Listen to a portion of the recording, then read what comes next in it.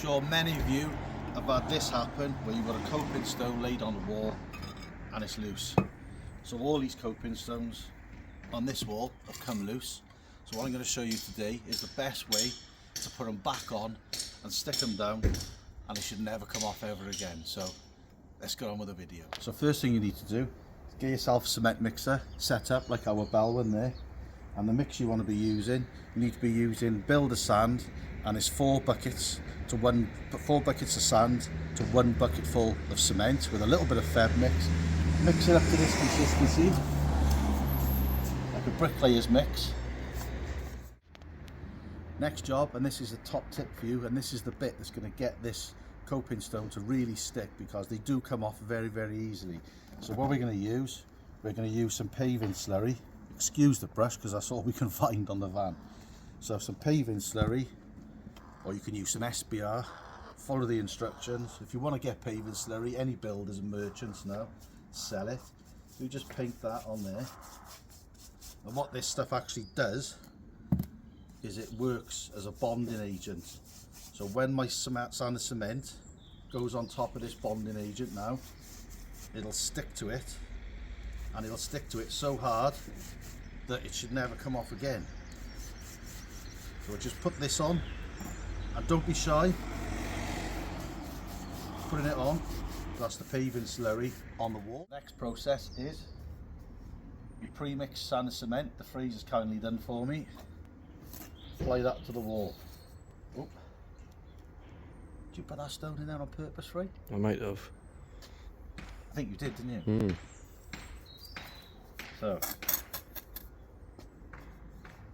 apply your sand and cement, lump-free sand and cement.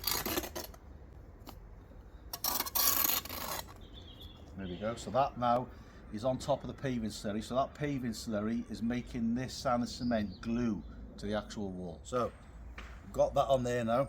What we're going to do, we're going to put the paving slurry on the underside of the coping for the same purpose. It's going to act as a bonding agent. So what you're doing is your paving slurry is acting like a sandwich. You've got it on your blockwork or brickwork. Then you've got your sand and cement on top. And then you've got more paving slurry on top of that.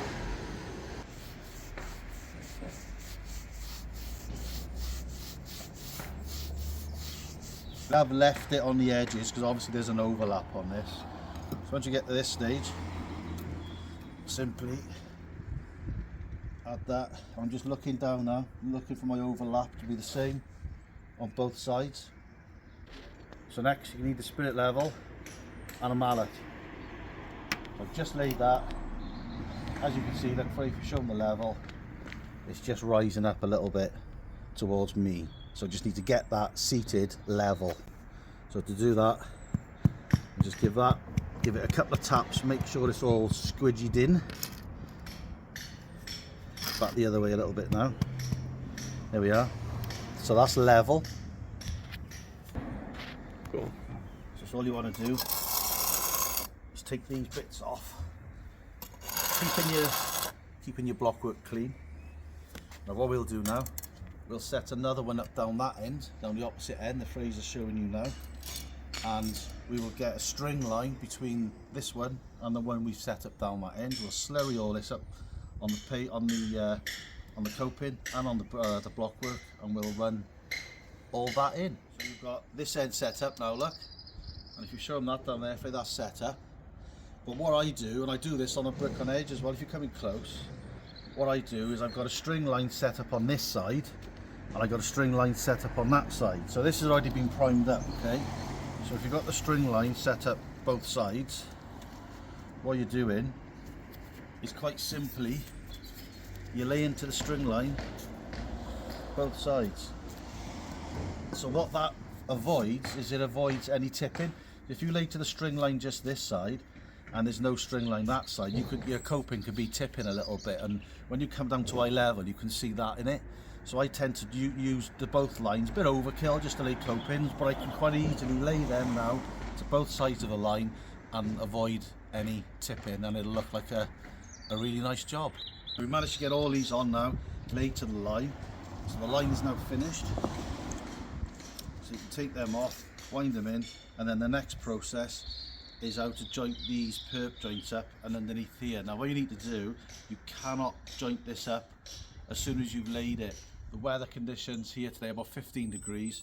It's a little bit overcast, so it's perfect condition. So this sand and cement is going to take a little bit to set before it's workable enough for me to joint it. So we leave it set for a little bit.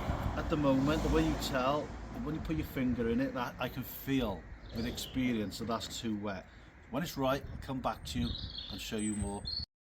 So we left this now for about half an hour, and as you can see, that's firmed up now. So that's pretty much perfect, and it is looking like it might rain, so that's another reason for getting it pointed. So what you do is put your jointing bar in there,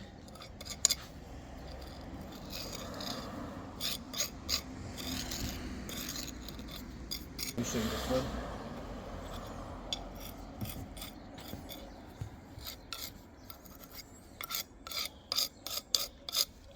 Yeah, when you brush it, it'll take all the little discrepancies out of it. So, horsehair brush, just give it a quick brush on the top. I gotta do this right now because I'm being watched by a fellow professional. And out there I'm just walking past. Working a couple of doors down. Yeah, working a couple of doors down, so. I thought I'd pop over and say hi. Well, here we go. Hi. It's like crack on. Yeah, crack on. Yeah, might as well, isn't it? I'm not doing a very good job, so you might as well improve on what I'm doing, mate. I'll make it use whilst he's here. Right, you can carry on. Oh, bloody hell, I gotta have it back now. So there we are, you get the gist. So we've established how to do them, the perps, the bed joints is exactly the same. So if you just angle your jointing bar, come close, Ray.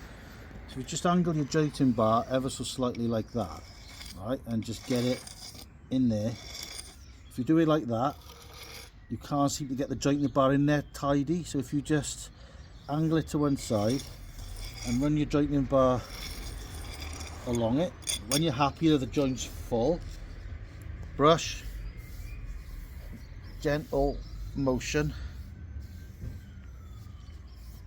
There we go. So what this is now, these copings have been double glued with a slurry, sand and cement. Hopefully they'll be on here for our customer for many, many years to come. So hopefully it's helped you. Please like, subscribe, and we'll see you on the next one. Cheers.